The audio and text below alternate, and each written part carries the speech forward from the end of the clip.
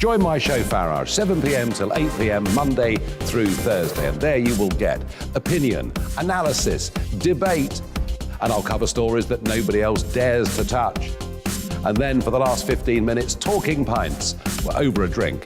We have a civilised conversation with someone. We very often disagree, but we do it in a grown-up way. Come and join me on Farage.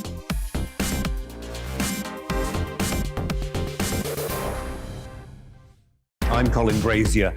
I've reported from more than 70 countries around the world, covered wars from Afghanistan to Iraq, from Lebanon to the Balkans. I'm trying to bring that experience, that feel for events, to the studio. And something else. I'm ready to give an opinion.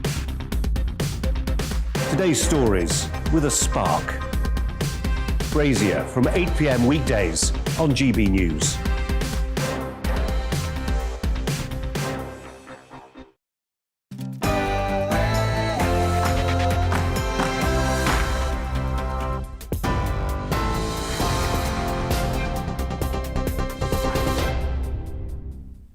Good morning, I'm Rosie. Let's get you up to date at 9 o'clock.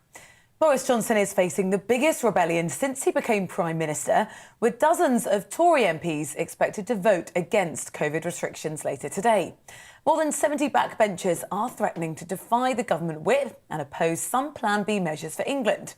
It's thought that up to 10 ministerial aides could resign to oppose the controls. 3 separate votes will be held on face mask rules, on mandatory vaccinations for NHS staff and on COVID passes. Well, despite the measures, including COVID passes for entry into nightclubs and other venues, they are expected to pass because the government has the support of the Labour Party, who back tighter controls. The Prime Minister is also appealing to the public to come forward to try to help the booster jab rollout. Boris Johnson said tens of thousands of volunteers were needed to help give out boosters to try to curb the spread of the Omicron variant. Well, it comes after the government announced a target of nearly 1 million jabs a day to get all eligible adults vaccinated by the end of December. Meanwhile, Nicola Sturgeon will announce whether further coronavirus restrictions will be imposed in Scotland. The First Minister is due to make a statement later today at Holyrood, setting out any potential new measures. Scotland has recorded 26 new cases of the Omicron variant, taking the overall number in the country to 186. In other news, plans to overhaul the Human Rights Act have been described by campaigners as an attempt by the government to put themselves above the law. The Justice Secretary, Dominic Raab, will unveil the new proposals, which he says will strengthen typically British rights and add a healthy dose of common sense. Some campaigners, though, say these plans are threatening the ability to challenge those in power, and they warn the rights of ordinary people could be fatally weakened by the changes. The Henry Jackson Society told GBNews the Act, though, does need modernising. They need to be addressed in terms of those imbalances where I feel that the rights of those who do break the law tend to be prioritised. And the reality of the matter is that in an era which is incredibly volatile and unpredictable in terms of the security threat, that needs to be reflected in how our human rights regime works in the UK. A US citizen charged with causing Harry Dunn's death by dangerous driving will face a UK court early next year. Anne Sokoulas, the wife of US diplomat Jonathan Sokoulas, is accused of killing the teenager in a road crash outside the US military base, RAF Croton, in Northamptonshire in August 2 years ago. The Crown Prosecution Service say the case will be heard at Westminster Magistrates Court in January. A silent walk will take place in West London today in memory of the victims of the Grenfell Tower fire. People will gather at Kensington Town Hall this evening, exactly 4.5 years since the disaster. It comes exactly a week after the government apologised as part of a public inquiry into the fire. Grenfell United, which represents survivors and bereaved families, says it would be calling for additional actions in the pursuit of justice. The mother of a newborn baby found in a park has been tracked down after nearly 8 months. She was found after officers made more than 1,000 lines of inquiry. The baby, named George by hospital staff, was found by a dog walker in Kings Norton in Birmingham on the 22nd of April this year. The trial of a needle-free COVID-19 vaccine is being rolled out. The University of Southampton have developed a new method of delivery by using a jet of air to push it through the skin rather than a needle. You are up to date. I'll be back with your headlines in half an hour. For now, let's go to Darren McCaffrey for the briefing.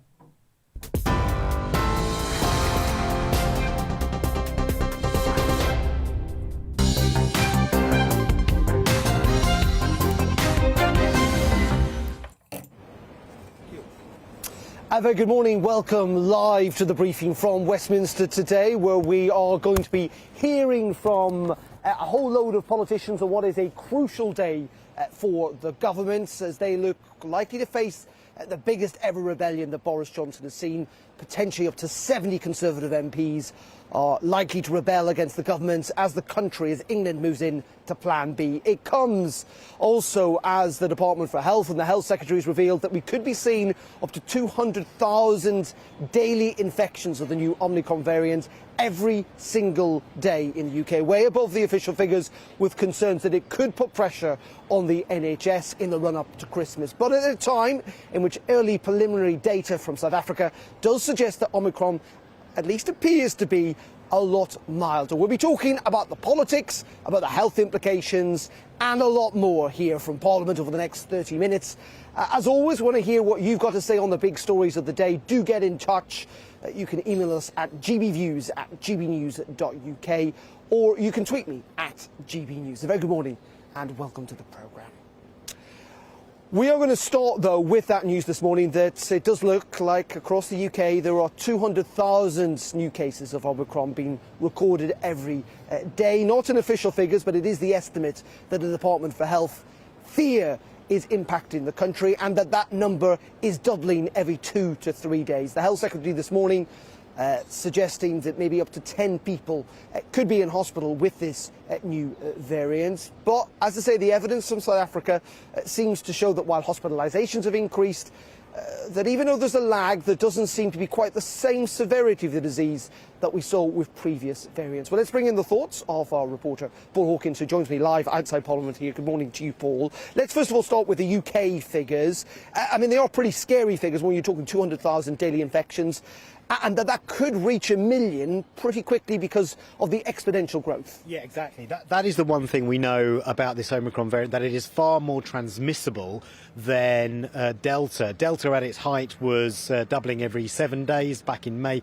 Omicron already every couple of days now it is doubling, and it is on course to become the dominant variant in London within the next 36 hours. At the moment it's 20% of cases in England. So definitely we know that Omicron is far more transmissible than Delta. What we don't know is that whether this will translate into hospitalisations and deaths increasing in around about 2.5 weeks' time. The government says it will. It says that we need to take action now and that these measures are proportionate. But as you say, this data coming out of South Africa would suggest that perhaps that isn't the case. But, you know, the jury's still out on that.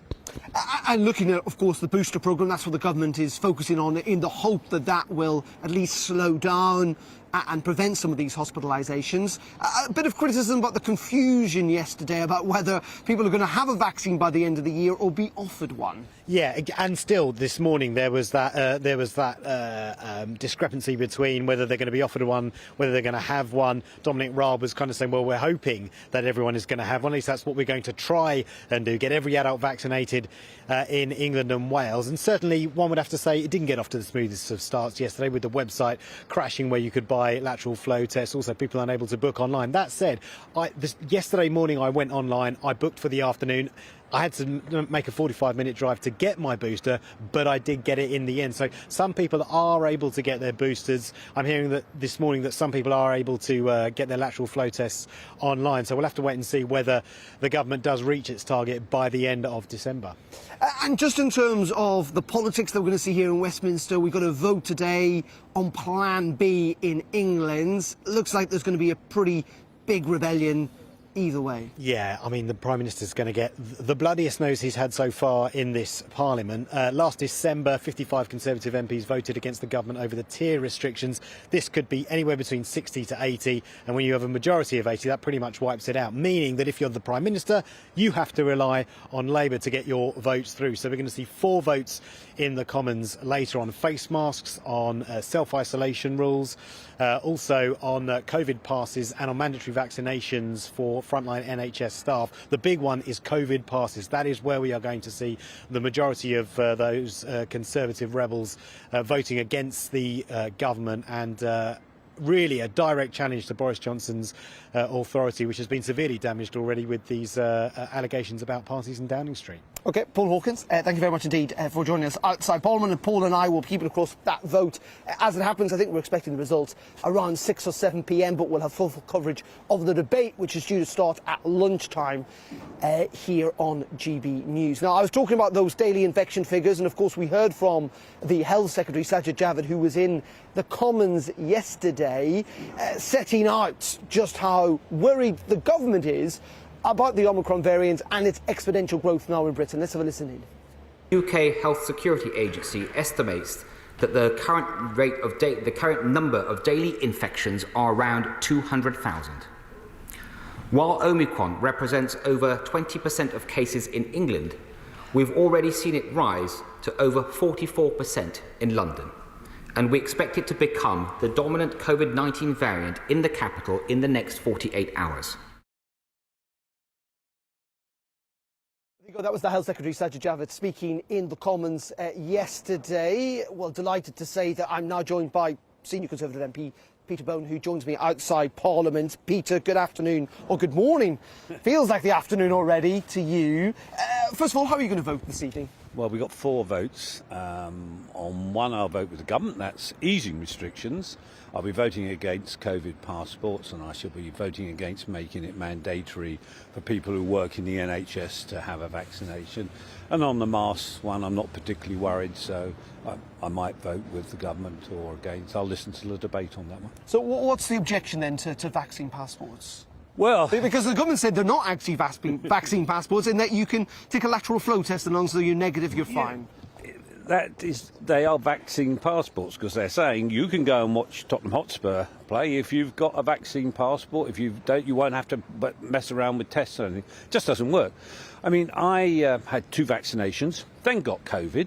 Under their system, I could have gone to watch Spurs and gone into the crowd and spread the disease, because I might not have known I had coronavirus at the time. But of course, if it was just a lateral flow test, that's a different thing. No problem with that. It's a passport, it's identity card, show your papers or you don't get in. Well, this is a government, of course, brought in ID cards, or are trying to bring in ID cards to vote. There's no national crisis around voting. Well, I don't agree with that either, as you're not surprised. I think that's wrong. I can't see any basis for that either.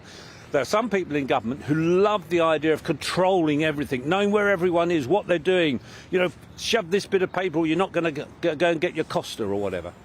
In many regards, the argument, of course, about vaccine passports is that it has in certain countries driven up vaccination rates. We know that's the way out of this crisis to a large degree. It's not also that great of limit on restrictions. It's not preventing people from moving around and doing things. Well, the vaccine passport that you've just said might have been invented to get people to get their booster jabs or whatever. But actually you should be persuading people to do it, not forcing them to do it. We live in a free country. That's the difference. You're not forcing them. You're just saying that you'll not be able to do as many things if you're not as vaccinated. Well, you'll go down the road. Because you might put other people at risk. No, but that's the point. It doesn't put other people. That's the point about it. If you're have all your vaccinations, you could still have COVID and still spread it. You're less likely to, though. Oh, well, that's what the science suggests. It could still happen. So that is a poor argument, and as I said, been tried in Scotland and it hasn't worked. No, it's wrong. And the other thing that I'm very unhappy about is the idea of forcing health workers in the NHS to be vaccinated. The impact assessment says we could lose 100,000 health workers from the NHS at a very time when we want more people in the health. So that's to be completely potty. It looks like there's going to be a pretty serious rebellion this evening. In fact, this vote might only carry because of the Labour Party. How serious is that for the Prime Minister, or is this just what happens to governments? Well, if there is a big rebellion, and I'm not so sure there will be, I think some of the estimates are overstated. But if there is, it's a serious matter. The government needs to. I mean, I was sort of behind a rebellion years ago on the EU referendum. We got 83, I think, to vote against the 3-line whip. So anything up like that would be very serious. And the government, I mean, let's face it, if this was a free vote by all members, including people on the payroll, it wouldn't get through. So I think that must be something that the Prime Minister worries about. And just very finally, Peter, you know, you're a veteran of politics. You have seen many elections and indeed by-elections in your time. What do you think about Shropshire? Do you think it's going to be close? I went up to Shropshire on Saturday, and it seemed to me most people were completely uninterested in the by-election, more interested in their Christmas shopping, so anything could happen there. What happens if the Conservatives lose? A rock-solid seat. If the Conservatives lose, we'll have another Member of Parliament who's not a Conservative. That's the thing I can be sure of. Does it have implications, though, I'm saying, for the Prime Minister's leadership, if that happens? I was out buying a Christmas tree over the weekend on Sunday. I was in Waitrose, and a person came up to me and said, "You're not Ben-Gore Eriksson, you're our MP." And I said, "Yes, I'm the MP." He said, I bet you've heard that a few times. Quite regularly. In fact, I've had photographs of people thinking I'm Ben, but never mind. Anyway, this chap said to me, "When you go back to Parliament, tell Boris he's doing a good job and wish him a happy Christmas from me." And perhaps that's what my constituents think about Boris's overall performance. So you don't think his leadership is under any political threat? No. What do you think of your colleagues who suggest it is? There's been a lot of briefing against him. At any time, with any Prime Minister, there's people in their party who are trying to get rid of them. That's standard. But generally, I can remember when Theresa May went and things, and it's nothing like that at all. Nothing at all. In fact, I think there's. I like Boris. I just think he's got it completely wrong on this vaccine passport. OK, Peter Bone. Appreciate your time. Thank you very much indeed. People on there who will, of course, be voting this evening along with those other MPs. The Labour Party are going to back the government on this. That's why I say that there is little doubt that this vote will go through tonight on Plan B. Keir Starmer addressed the nation, didn't he, last night, setting out why, as Her Majesty's opposition, he was going to back the government. Let's have a listen. If you haven't had your first or second jab, now is the time to come forward. It matters more than ever. Getting jabbed, wearing masks, and working from home if we can really will help prevent infections. There you go, that was the Labour leader, Keir Starmer, speaking last night. The Labour Party, in many ways, have been insisting, of course, that the government should have kept many of these restrictions in place in England, like mask wearing, over the last 6 months or so since, of course, they were eased back in the summer. Well, let's speak to John Speller, a Labour MP who joins me outside Parliament. Good morning to you, John. How are you? First of all, why are the Labour Party backing the government today? You clearly feel that these restrictions, these new restrictions, are necessary. Well, I think with the growth of a new variant, limited understanding as yet as to how lethal it is and how much it leads to hospitalisation, but a very clear understanding that it's spreading rapidly, and therefore this is proportionate and probably precautionary. Doesn't mean we have any confidence in the handling of this by the government. For example, I find it extraordinary. They're appealing for people to help with vaccines. Surely they should have had a register already set up and have already emailed people and phoned them round and got them working. Bits of government just don't seem to be connecting together. In saying that, John, lots of people are suggesting that rather than being cautious in all of this, we're actually panicking, and that we don't really know very much. South Africa doesn't seem to be panicking, and it's where the virus started, and that you're having an impact not just on livelihoods, like with bars and restaurants saying takings are down, but also causing loads of uncertainty about people's plans around Christmas. You see, I think, and that's unfair. But I think it's quite the reverse, you see. I think with having a vaccine pass, and I've been arguing this since February, much better than the lockdowns we had, which really did put the future of venues at risk, and you're starting to see them closing because now they're afraid they're going to be closed down again. I'd much rather that people were able to go in there with their pass and be able therefore to keep those industries and those jobs going. That's the point about it. But where's the sign that vaccine passports work? Look at Scotland, look at Wales, Northern Ireland. They've in times had higher infection rates than we've had in England. They've got vaccine passports. The same is true in Germany and Austria and elsewhere. There's no evidence that it actually brings down infection rates. I think it's quite clear. Would you rather be in a bar where people were unvaccinated? And of course, they're putting themselves at risk as well and overloading the health system. But Peter Bone's just been saying he's double jabbed and he caught it. Yeah. the fact is, a solution will not be 100% effective. What this is about risk management. And the problem is with the government and with some of those who've been arguing for lockdown all the time is it's complete risk avoidance rather than risk management. And basically, that's what I was saying yesterday in the House of Commons. That's where we've got to get, because we will be going through variant after variant, probably for decades to come. And therefore, a bit like flu.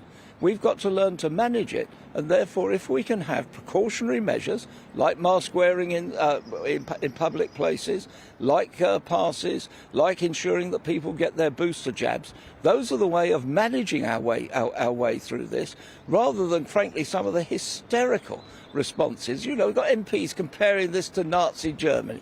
Give me a break. And, you know, and this is feeding through to some of the electorate. Whereas I think most people will be very pleased that they will still be able to go out and enjoy themselves, but knowing they're going to be a bit safer. Let's look at travel if we can briefly. There is much speculation the government potentially might get rid of mandatory hotel rooms. Shouldn't we just go back to normal when it comes to travel, as in the normal we had a couple of weeks ago? We know the infection is spreading here exponentially. It makes little difference.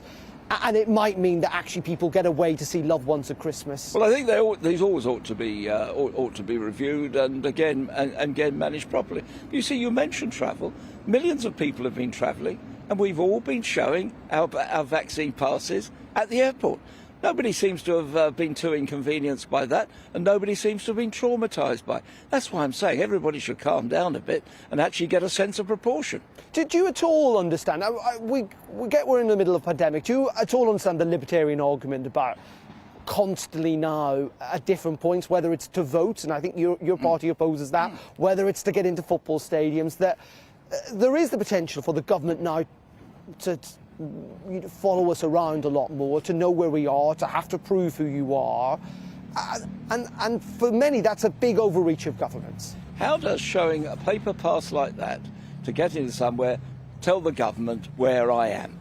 And people should actually get a sense. It is a pretty big. And you talked about voter ID. Yeah. Voter ID is designed, as we know from Donald Trump's people in the United States, to actually prevent people voting, actually prevent them participating. What I'm arguing is vaccine passes are to enable people to participate, to enable activity. By providing essentially some of your medical history. But what you're saying to people is, yes, I've had this vaccine pass, therefore, when I'm in here, we'll be reducing the risk of actually transmitting the virus and getting it exponentially to a stage where it could possibly overwhelm the health service.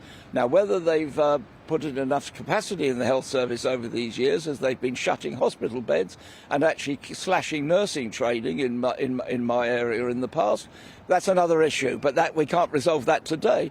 Therefore, what they need to do is to look at something that proportionally manages us through this, and that's why I'm asking everybody: calm down, treat this as a bit of business management, and let's work our way through it. And just very finally, John, while I've got you, Shropshire on Thursday.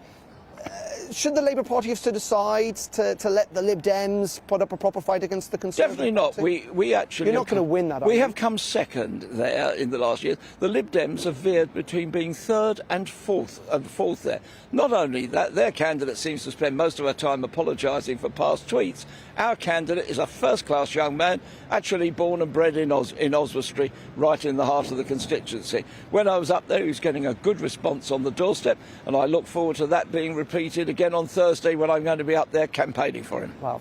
Good stuff. John, thank you very much indeed. John Speller there, Labour MP, who, of course, along with everyone else, will be voting this evening in Parliament on this big vote, 4 different votes, but we are expecting a pretty large Conservative rebellion, but with Labour votes that the rules will almost certainly get through. They're moving to Plan B, essentially, in England.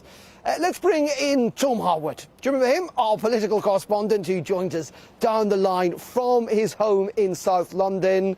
Good morning to you, Tom. First of all, I have to say, how are you feeling? I know you've tested positive. I hope you're doing okay.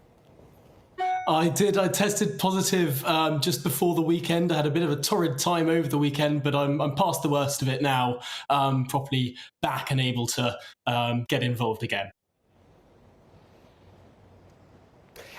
Good stuff. Well, good recovery and stay safe and Take care of yourself. Let's move on to the politics if we can, Tom. Today's a big day for the government. Could be seen its biggest ever rebellion. How tricky is that for Boris Johnson? Peter Bone seems to suggest it is, but we've been here before where governments, popular governments, have had pretty big rebellions.